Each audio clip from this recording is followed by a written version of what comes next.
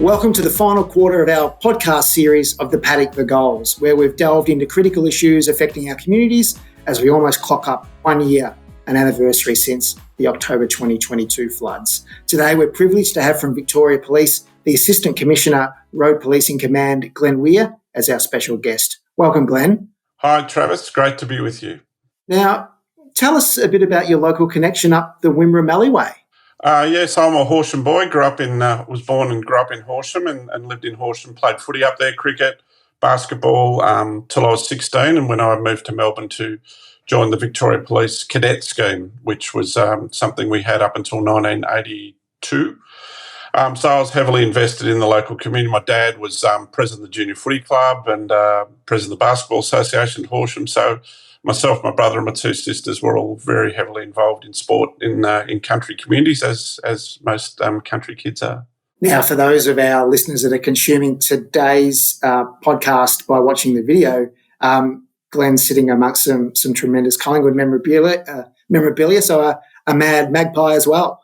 Yes, well, I think it'd have to be mad to put us through what we've been through the last couple of years and the close results, but it is a great...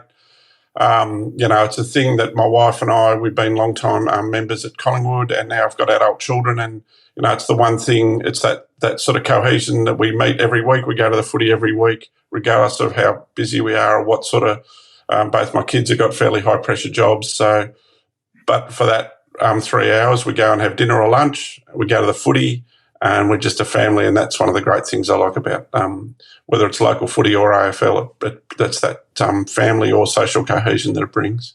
Yeah, that joy that of shared experience as well is a wonderful thing when it comes to following your favourite sport.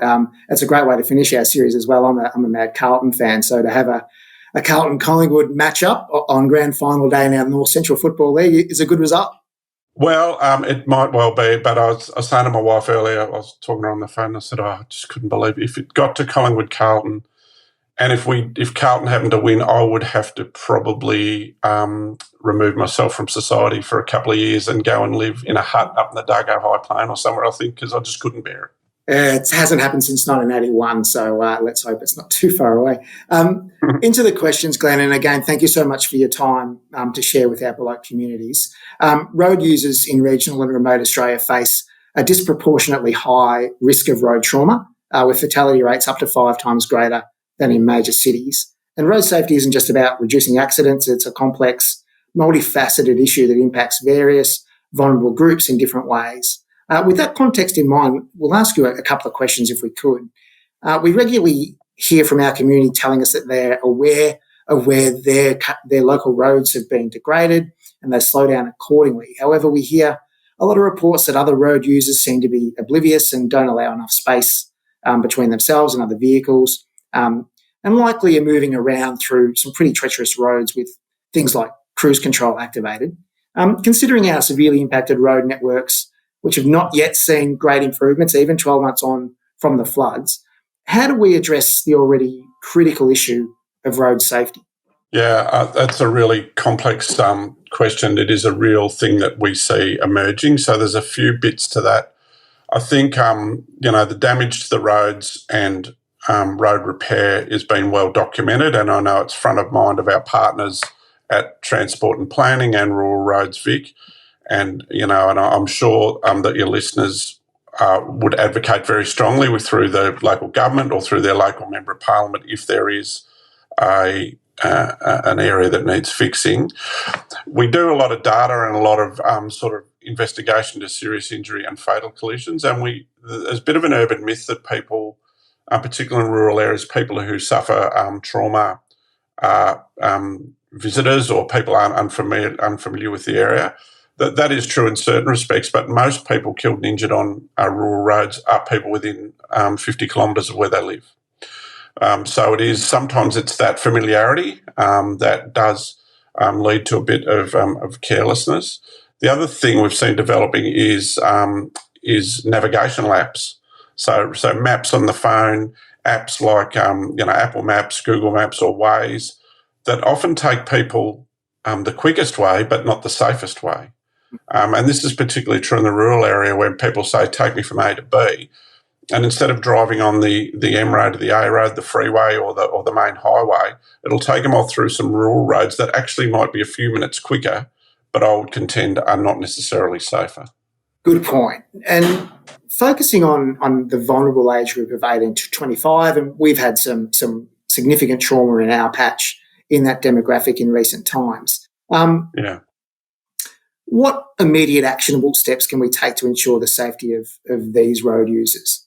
So it really is about that constant messaging, and we're all the same when we turned 18 and we all thought we were bulletproof, and took risks, and I've offered long, it's something that's always amazed me, that we get our license and are allowed to visit licensed premises and drink alcohol on exactly the same day.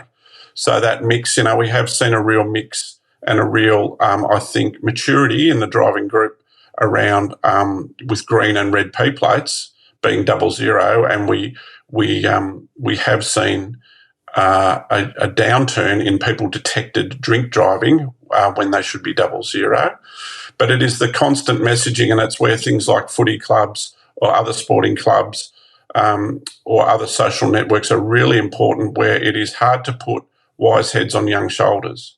And that is the constant message that I give it, whether it's parents, whether it's peers, everyone is responsible. We particularly see that when we might have a designated driver who's doing the right thing but has other people in the car with them, under 25. It's everyone's responsibility when they're in that vehicle to make sure that everyone arrives safely. So that pushing or perhaps prompting something that might seem like a bit of fun but is actually quite dangerous, that's often the cause. The causation we're seeing this year and the rise in road trauma is not necessarily through high-risk behaviour. It's through minor infractions or momentary lapses, but of course they have catastrophic results. So that's what we're seeing. It's that constant counsel and not thinking that it won't happen to you because it might. We have some community groups here in Baloka who have taken on the challenge of undertaking their own promotions to raise awareness around driver distraction and wearing seatbelts. So we've also conducted a special youth podcast here as part of this program for discussion to consider their concerns as well. So let's hope that some of those initiatives take hold. Behavioural factors such as distraction, which you've touched on there, are significant contributors to year-on-year changes in road trauma stats. How's Victoria Police working with other agencies integrating this information into their enforcement activities and public education campaigns to affect that behavioural change amongst motorists? Yeah, it's something that constantly amazes me, that those small, so distraction and not wearing seatbelts are two real big ticket items. Last year there was 22 people died not wearing a properly fitted and adjusted seatbelt, and that number's continued this year. Of course, the Department of Justice have rolled out the mobile cameras that are focused on seatbelt and mobile phone and other device detection, and we've been really surprised as of about the number of people detected in a technology predominantly designed to catch people on mobile phones and other devices actually detecting people not wearing properly fitted and adjusted seatbelts. And that's the offence, properly fitted and adjusted. Having an under your arm not properly fitted, it's designed for a specific purpose. It's a physics exercise to stop you being